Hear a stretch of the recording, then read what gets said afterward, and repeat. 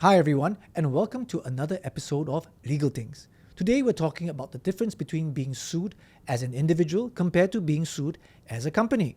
Being sued as an individual versus being sued as a company are two different legal scenarios with distinct consequences and processes.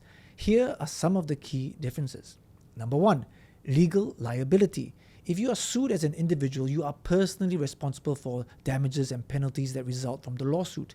But if you are sued as a company, the company is liable and generally not the individual owners, shareholders, or employees.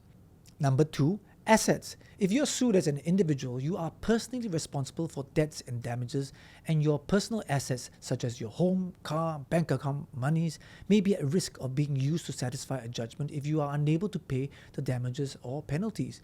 If you are sued as a company, however, the company is generally responsible for the debts and damages, and only the company's assets are at risk of being used to satisfy a judgment and not the shareholders' personal assets.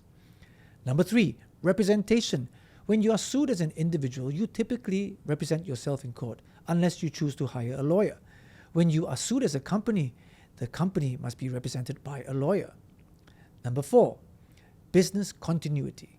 If you are sued as an individual, a court judgment against you could often have an immediate and significant impact on your personal life and finances. If you are sued as a company, the company may continue to operate even if it loses a lawsuit, as long as it has the resources to continue to do so. Number five, complexity and process. The legal procedures for a lawsuit against an individual and a lawsuit against a company may differ. For example, a lawsuit against a company may involve more complex legal procedures and documentation because it will need the service of court papers to be made on a registered agent or to a specific office, whereas a claim against an individual may only require personal service directly to the person being sued. Number six, legal protection. In some cases, being sued as a company may provide legal protection to the individual owners and employees, such as limited liability and the protection of personal assets. In both cases, it's important to have a clear understanding of the legal processes, your rights, and the potential consequences of a lawsuit. It's also important to consider the potential costs, both financial and personal, of defending yourself in court.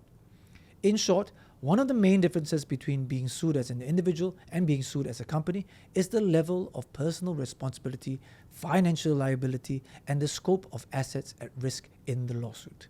So, now you know. If you've enjoyed listening to this and would like to hear more, subscribe wherever you like to listen to podcasts and follow me on TikTok and Instagram.